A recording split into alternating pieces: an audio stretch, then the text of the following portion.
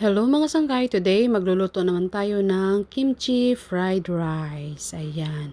Hindi pala ako magluluto, yung asawa ko ang magluluto para sa kanyang mga ka-workmates. Ayan, may pakain si Mayor.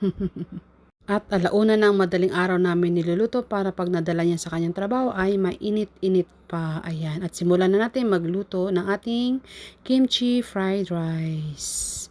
At by the way mga sangkay, ito ay homemade version lang namin ng pagluluto ng ganitong recipe. Ayan. At ayan, nagpainit ng kawali, maglagay ng mantika at isute ang ating bawang hanggang sa ay maging lightly brown. At isunod namang ilagay ang ating mga sibuyas at ang ating mga nakadice na Korean spam. Paghalu-haluin lang hanggang sa ay mag-well combine. At isunod naman natin ilagay ang ating kimchi dahil yan ang bida ng ating recipe today mga sangkay. Dahil kung walang kimchi, hindi siya matatawag na kimchi fried rice, di ba? At ayan, ginamitan lang ng gunting para makat ang ating mga kimchi. At ayan, maglagay rin po tayo dyan ng gochujang. Ewan ko lang kung tama ba yung pagbigkas ko. At ayan, dagdag yan ng sweetness and spiciness ng ating kimchi fried rice. At yan ay optional lang mga sangkay. Kung wala naman kayong ganyan, okay lang din. At yan, mag-add na tayo ng ating sesame oil, dagdag aroma ng ating recipe today mga sangkay. Napakabango at napakasarap nito mga sangkay. At yan, paghalo-haloin lang, saka natin ilagay ang ating mga kanin lamig or bahaw. Pero kung wala naman kayong kanin lamig o bahaw, pwede naman yung bagong sinaing na bigas. Pero mas masarap kung bahaw ang ating gagamitin sa ganitong recipe sa ating mga fried rice.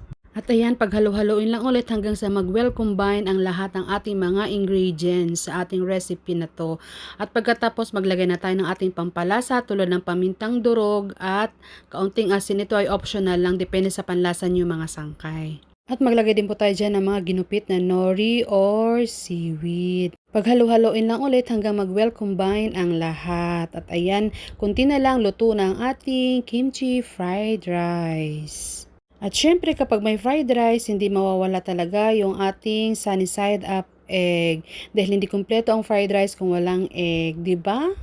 At lalo na sa mga taong mahilig sa itlog.